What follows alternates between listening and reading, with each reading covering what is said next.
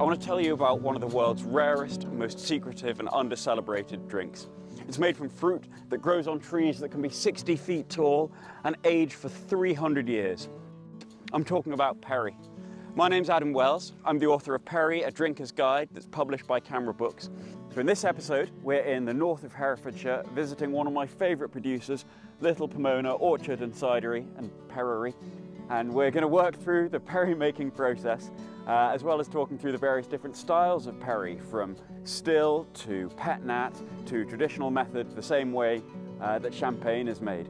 So let's go in and have a look.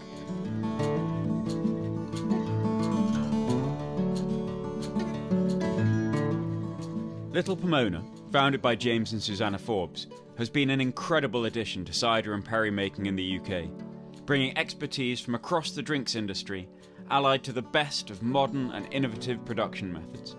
They're fascinated by the different flavours they can find through varieties, methods, and even other fruits, making their perry in a huge range of styles.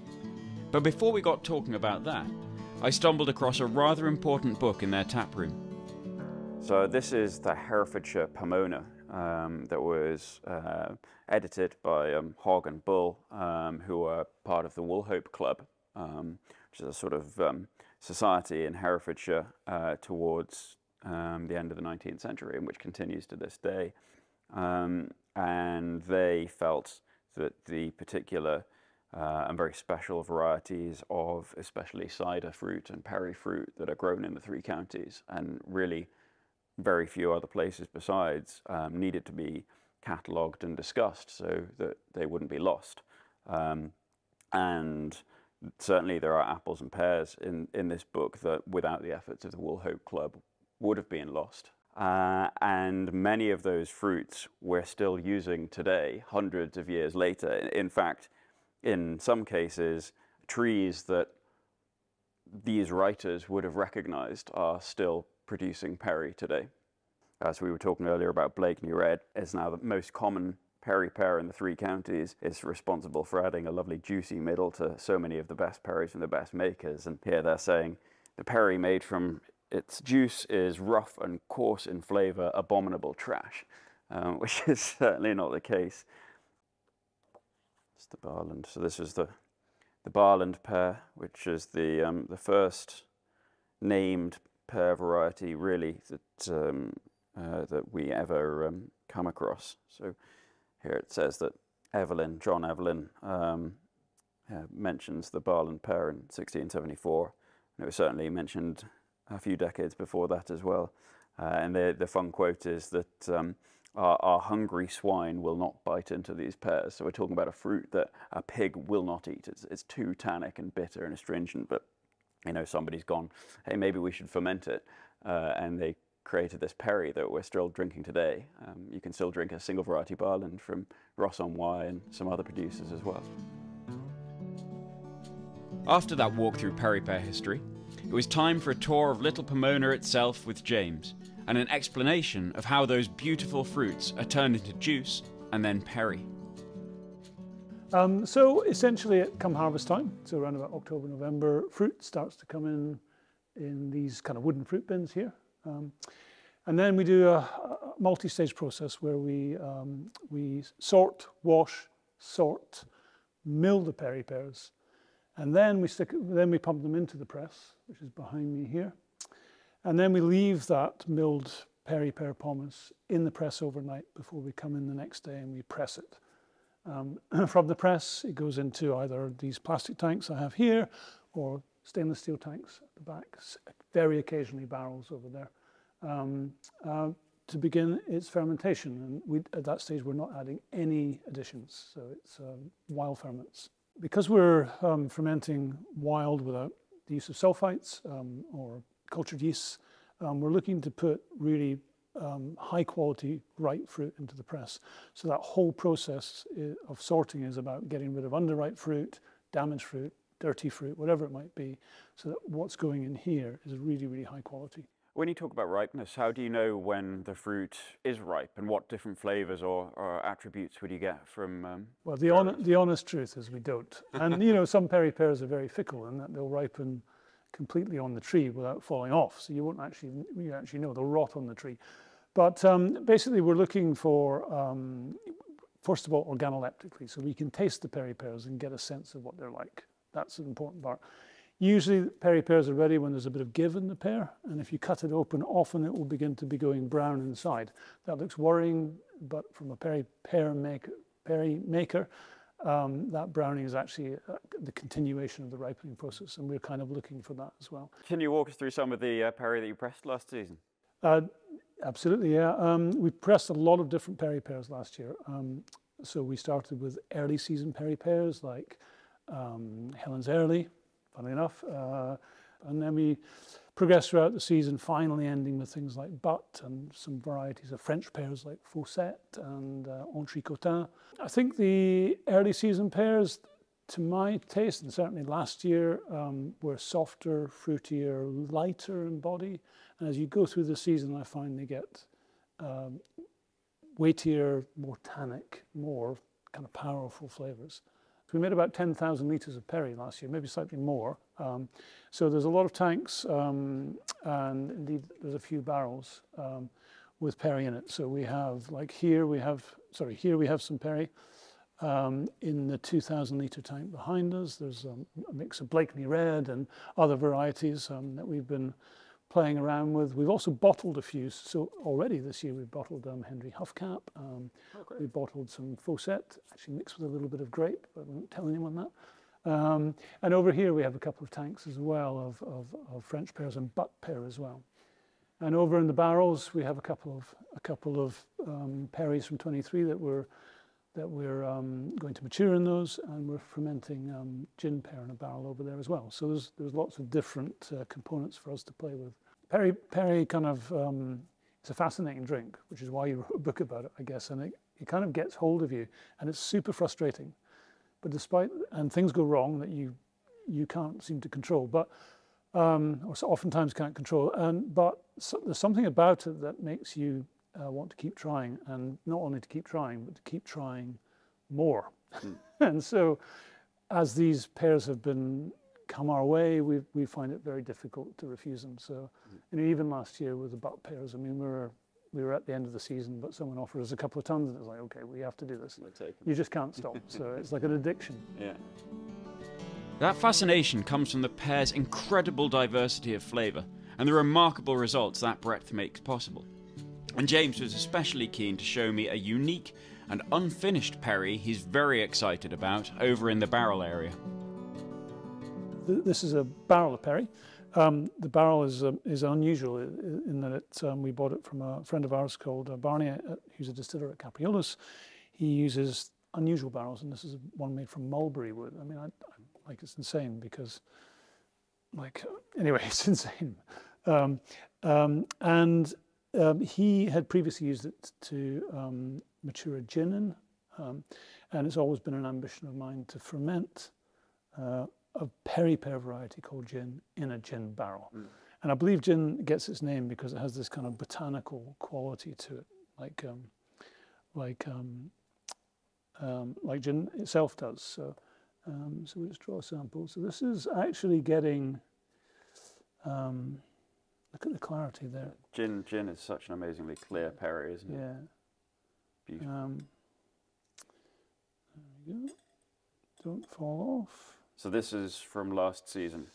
This is from last season, yeah. So it is getting to the stage where we need to decide what to do with it, because it's been fermenting.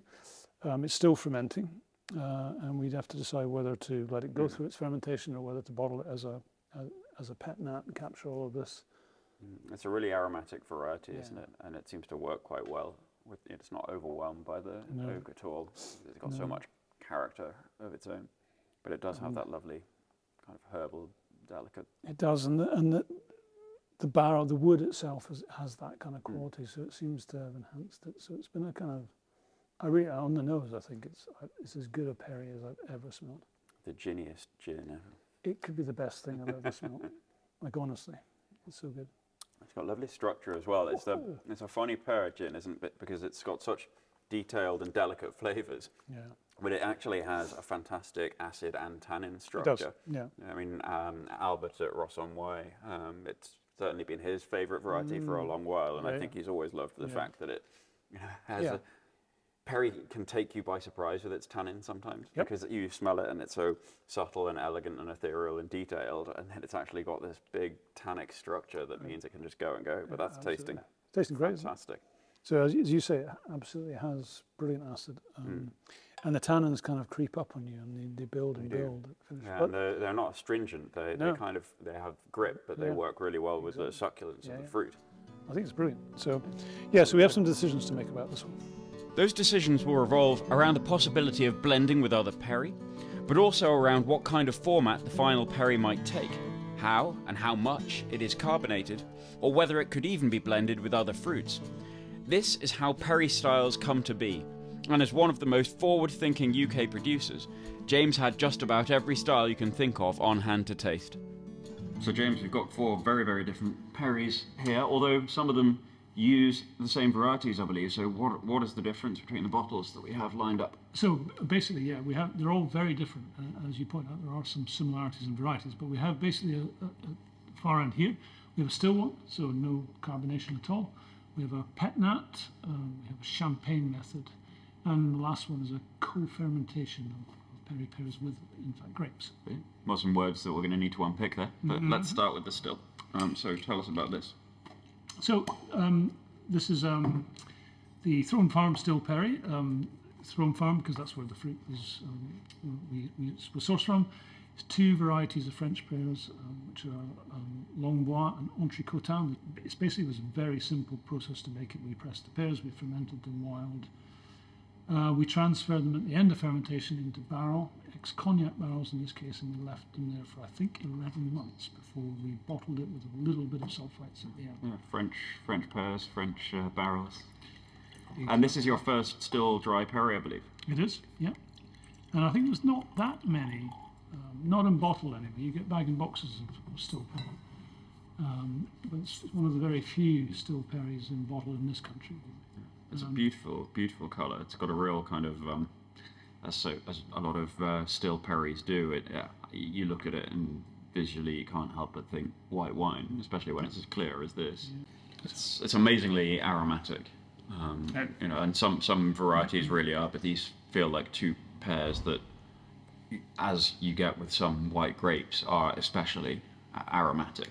Yeah, I think they are. I mean, they're aromatic, and I think the time and barrel, especially cognac barrels, have lent it another layer of kind of aromatic perfume almost. It's interesting though, because there's no oakiness or woodiness or spirit character here. It's just that really fresh, pure fruit that is kind of, to me, very kind of both peach juice and also something greener and fresher. Yeah. It's a very complex aroma. It's super complex.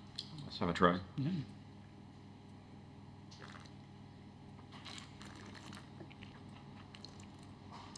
Again, it's got a beautiful acidity without being at all sharp, and there are tannins in there, but they're so well integrated. There's nothing sort of that stands out as too much of an edge. It's just really, really cohesive. So why go for still perry with these particular pears? Good question. It's the same with everything that we make, whether it's perry or cider. When we're happy with the liquid, we make a decision about how it should finally be bottled and presented. And in this case, to us, it was absolutely fine as it was. So to introduce some sort of carbonation, whether it was bottle conditioning or whatever else, in this case just seemed unnecessary, and we just left it in this state because it's so beautiful, really. I think a lot of people come to perry and cider from a previous exposure that makes them think that it all is or should be sparkling, but I just love when you find a drink like this that absolutely showcases the fruit so well and doesn't need any lift or any helping along from any sort of bubbles, and it's just a drink that you look at it and you'd put it on the table and drink it the way that you might a wine with food, you know, something you can share with other people. I think more dry still perry is very much. Well, you're in luck, something. Adam, because we have the follow-on vintage in bottle, which will be released later this year, and the next vintage has gone into barrels. Oh, brilliant! So here we have a mystery bottle. It's the 𝗣𝗲𝗿𝗄𝗃 that we were looking at before. You said this one was pet nat. What does that mean? So pet nat is where you take a liquid that is still in its primary fermentation. So that's and you make a judgment about when to bottle it. And by sealing it at bottling, it will continue to ferment in the bottle. And because fermentation is giving off carbon dioxide, that carbon dioxide gets trapped in here. And so you have a natural kind of sparkle to the liquid. And what's the particular advantage or the characteristics that come from creating your carbonation this way rather than any other way? Well, we like it because it's natural and you capture the liquid at a certain point in its evolution where you're really happy with it. The drawbacks, of course, is that you have a lot of sediment in here. Or potentially you get a lot of sediment. It's not always the case, and that can cause problems when you open it with gushing sometimes, but I think in this case we probably judged it quite well. We'll find out. Yeah, exactly. Yeah. Well, we're shaking it up now. Yeah, I'll stand back. Ready? Hey! There we go. So that's pretty good. Yeah, look at that. How long has this been fermenting in its bottle for? So it went in January, middle of January. So you can see obviously it's a bit cloudy now because I've shaken it up. These are actually the pears, I think, that you pressed. Oh, this is fantastic. What an aroma. Who made this? 𝗣𝗲𝗿𝗄𝗃, I think, is a really distinctive variety. It always has that sort of lovely, is a stupid tasting note, but it's a very orchard fruit profile. You know, it goes in that pears and maybe a little bit of apricot direction rather than being something that's heavily tropical or more citrusy. It really says, yeah, this is this is made from a pear. I think the lovely thing about this style of fermentation is that it really kind of keeps the fruit profile forward rather than, as we'll discuss later, an in-bottle fermentation that's secondary and where the lees are influencing. So it's such a joyful, fruit-driven thing. I think and we're just capturing it, youthful, fresh, full of fruit. Exactly, and I think that's such a good method for this variety particularly, that's full of all of that just cheerful, bright, fresh, light, early drinking fruit. So our third perry here says traditional method perry on it. Do you want to elaborate on that? Sure. So traditional method is the kind of English term for the champagne method. We're not allowed to call it champagne because the champenoise don't like that and they get very litigious.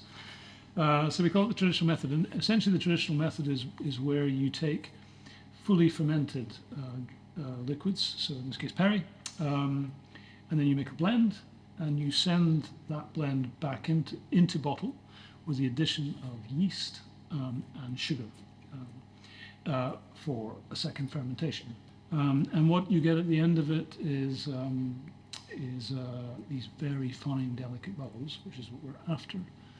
And you have a choice about how long you leave the liquid on the lees, as they say, on the yeast that's in the bottle. And that yeast will give you some characteristics, hopefully, that are desirable. And I was going to say, this, I believe, is exactly the same varieties as in our still perry here. It is. But we're anticipating something very different. It will be different, yeah. And the reason why we chose to use those varieties in this drink is because of the acid that you picked up. There's a very nice linear acid, and that is a great kind of structure on these kind of drinks. Can't wait to taste it. Oh, there you go. What a cheerful noise. So there you go, that's a good bit of carbonation straight away. It's got a lovely, I mean, instantly it's a richer colour, I think, than the still. It is, absolutely, yeah, absolutely. Aromatically, completely different to this. You know, there's loads of fruit here, but the influence of the lees, that slightly biscuity flavour is there on top. It's an incredibly complex nose, and although you can obviously tell it's a different fruit, you can see that flavor direction that champagne makers are trying to go, where it's not just about the fruit, it's also about this influence of lees. Exactly right, yeah. And that influence of the lees is coming from the breakdown of the lees and the proteins that are being released and the sugars that are being released in that process. So it gives you very, very interesting characteristics. But I think this also shows you the barrel influence on the first one was not obvious, but now you can see it. Yeah. You can see what it was doing, which is good.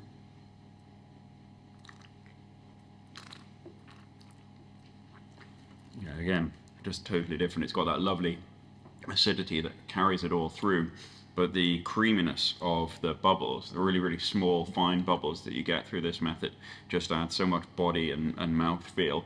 You know, this has got a lovely sort of almost winey, medium-bodied elegance, and then this is just a fuller, richer, but at the same time still bright and crisp, thanks to that acidity. Absolutely. Again, you've got this lovely, almost quite floral fruit character that's just abetted by what that lees character has done to add toastiness and biscuitiness. Yeah. It's a fantastically elegant perry. So we've got one more bottle here, and this is not just a perry, is it? This is something quite different, but that we're seeing a little bit more from perry makers like yourself.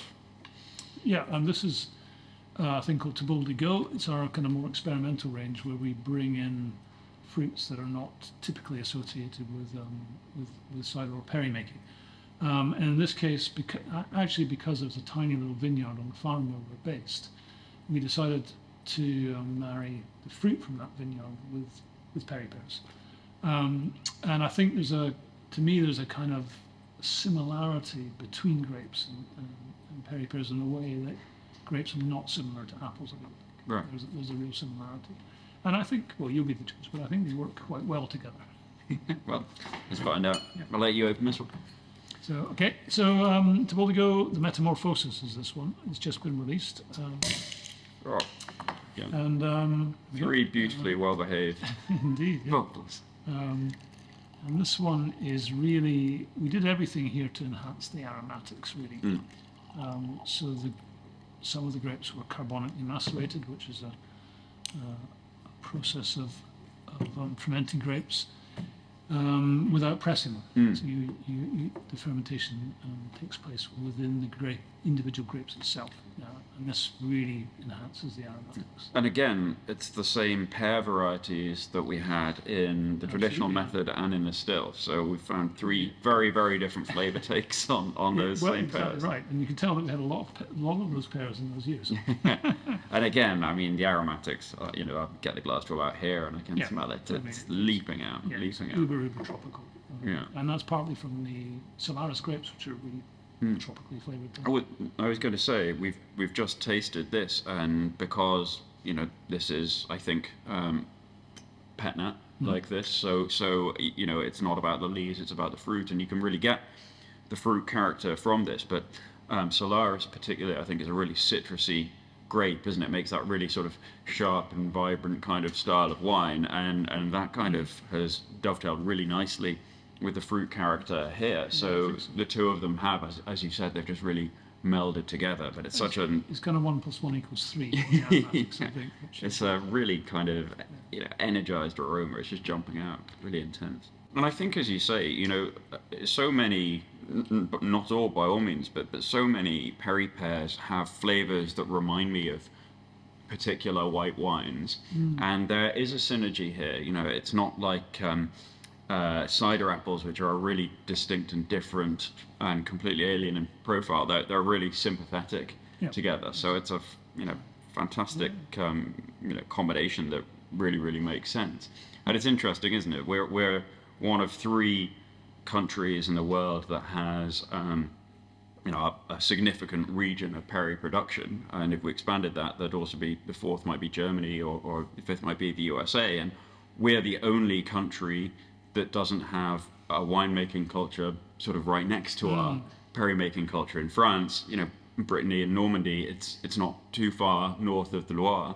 Austria, they're deliberately making their perry very much in the style of the white wines there. Germany, again, you know, as soon as the Riesling vineyards ended, you'd start planting Perry pears. So I think pears and grapes have kind of always grown up together. And in fact, the very, very first ever reference to a drink that we would know as Perry by Pliny, he calls it the Falernian pear, and he says so called because of the liquid it produces. And the reason for that was that he was comparing it to Falernian wine, which was the Roman favourite back then. So I think Perry has been linked with wine for literally all of its history, and it's really interesting to try something like this that brings those two together so successfully. Yeah, and I think as vineyard land expands in the UK, they're going to come closer. Yeah, absolutely.